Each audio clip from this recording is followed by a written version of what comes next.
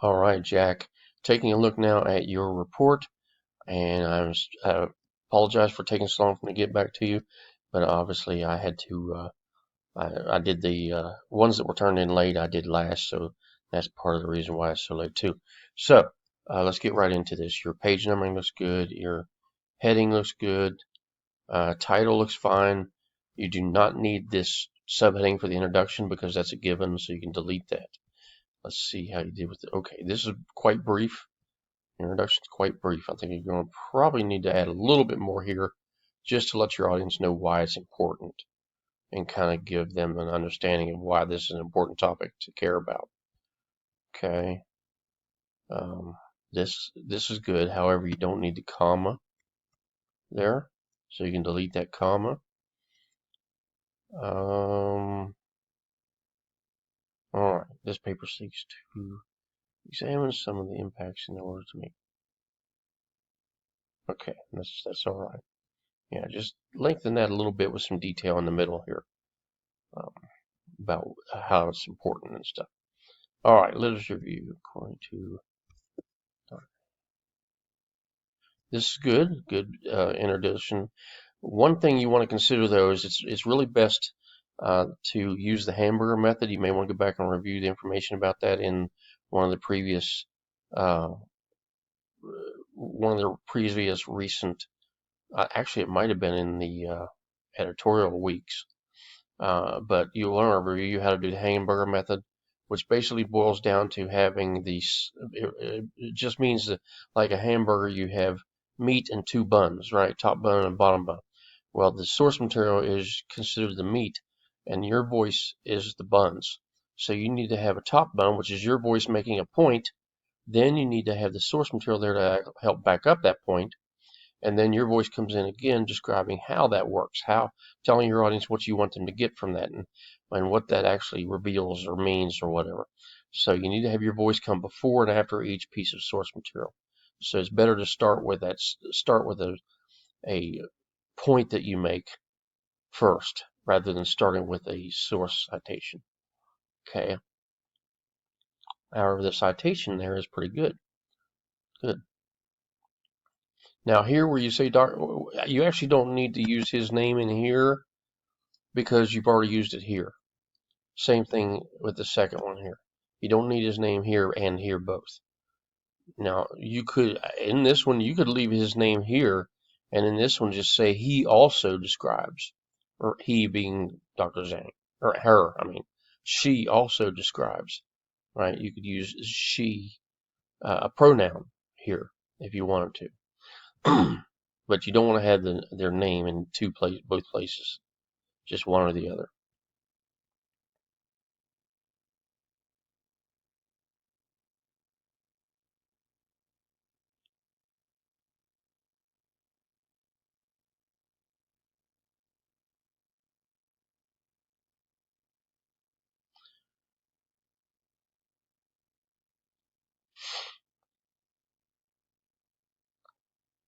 Okay.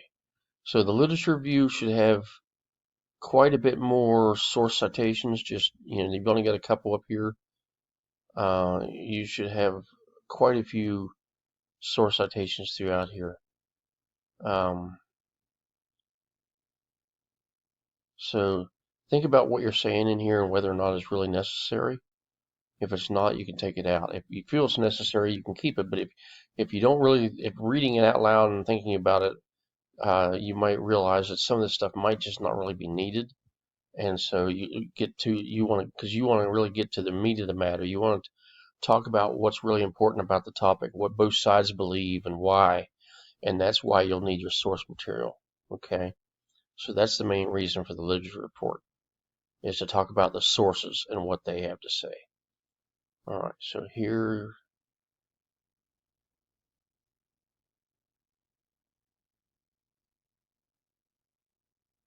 okay. So yeah, I'm just going to kind of skip on then, and you just need to just work on that, work on figuring out what you're trying to do here, and make sure all your sources are cited properly, which they mostly are. They're not too bad at all. But remember, you don't need to use their names in both places, the signal phrase and here. Okay. Same thing here. Okay. Okay, deficit. The only word you need to put in bold here, not the whole paragraph, but just the word deficit. That will tell me that this is the gap in the research. Okay, research methods.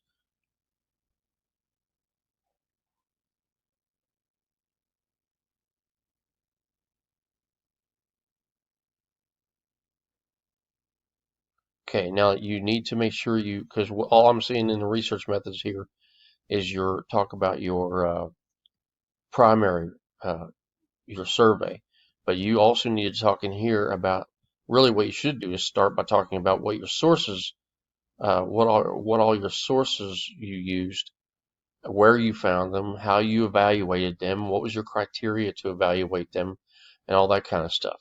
Take a look at the sample. A lot of what I'm talking about here, you could probably fix by just looking at the sample and letting it show you what to write and how to write it. Okay, so here you need to talk about the sources that you found and how you evaluated and everything, and then get to talking about the primary research that you conducted as far as the survey is concerned. Then here, this is presumably your weakness. So you might actually use a word here, like you might say here, getting respondents willing to complete the survey was surprisingly difficult. You could even just so remove the bold from all of it and just bold the word difficult, and that would probably be enough to tell me that that's the weakness. Okay, so that would be fine. Results and discussion.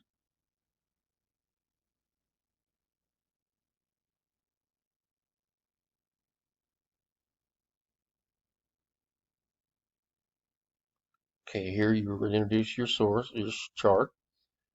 That's good. Now, so this says figure 1, which is great. It says what it is about, but it also needs to have a data source here at the end.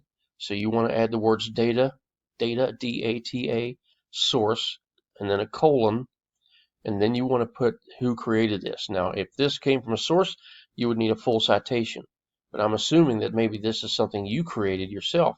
So after data source, you just put created by author. That would be fine. You also need to think a little bit about how much you've got here, because it's not very much. Your results and discussion section are very brief. Again, take a look at the sample.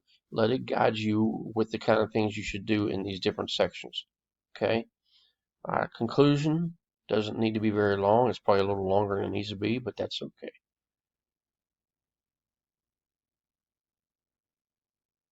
Okay, again, just let the sample show you. Really, that's the most important thing I can tell you right now, is to bring the sample up and maybe even put them side by side, and look through, as you look through your paper, compare it to that sample, and so that you can see what you need to improve and do to fix it. Okay, works cited page also needs some work, so compare that as well. And once you fix all this stuff, as you fix it, you need to highlight every little thing that you fix from beginning to end here. You got to highlight everything that you fix with the highlighter tool in Word. And then you also remember the highlighter tools once you're in Word, you'll see up here somewhere the little highlighter tool. Use that, or you might be able to just like double click on something and it'll show the highlighter. It'll show the tool here, and you'll want to highlight it. And then after you highlight it, you'll want to look over here on that pop-up. Somewhere over here to the right of the pop-up, it'll say new comment, and you'll click on that, and it'll put the new comment box over here, and then you just put in that comment what you did to fix it. Okay, you got to do that for every single thing that you fix. Highlight it and notate it with an annotation over here, a note. Okay, and then fix this. You need to fix the hanging indent and stuff, and title. Works cited needs to not be in bold and should be centered. Different things like that. So use the sample, fix everything, and then resubmit it to me so that I can give you more feedback, and that way we can make sure we get your paper great for the final portfolio. So that will do it for this video.